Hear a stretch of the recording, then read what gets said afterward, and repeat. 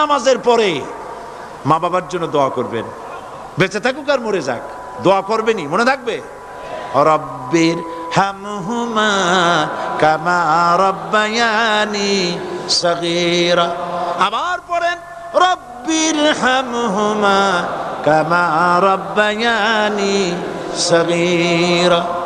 আল্লাহ পাক মায়ের মর্যাদা এত বাড়াইছেন, সাহাবী প্রশ্ন করেছে ইয়া রাসূলুল্লাহ খেদমত করব কার?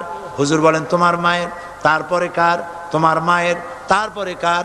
তোমার মায়ের, তারপরে কার? তোমার পিতার। বাপের চাইতে মায়ের মর্যাদা আল্লাহ 3 গুণ বাড়াইয়া দিলেন, 3 গুণ বৃদ্ধি করে দিলেন।